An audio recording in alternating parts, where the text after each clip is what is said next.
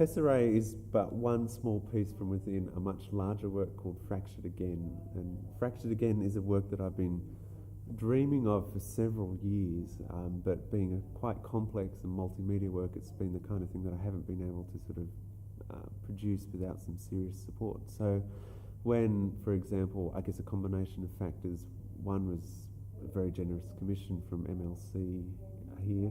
Another factor was a high-profile performance opportunity within the Sydney Festival, the 2010 Sydney Festival. So these kind of things came together, and I was very excited to charge ahead with this great big project that I've been dreaming of.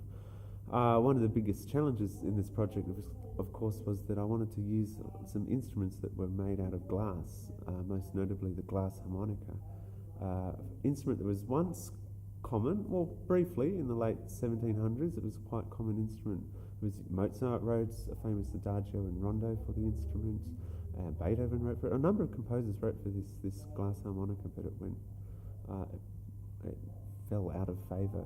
In part because it was thought to trigger insanity.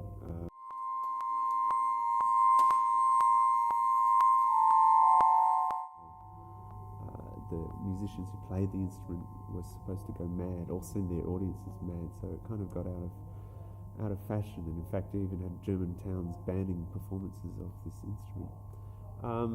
So I was very fortunate to discover that somebody in Victoria, a man named Alan Nuska, had actually set about to make one of these instruments in the 1980s, and unfortunately Alan passed away a few years ago, but he didn't want his instrument to sit in a museum. He wanted it to be performed, and the group that I run together with Claire Edwards, called Ensemble Offspring, we were very fortunate to be loaned the instrument for this production called Fractured Again.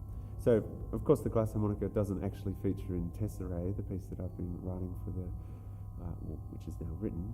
Actually, it's not now written because I'm going to revise it a bit further, but that will be used in the MLC Australian Music Day, doesn't use the glass harmonica. It uses conventional instruments, reasonably conventional instruments, violin, clarinet and vibraphone.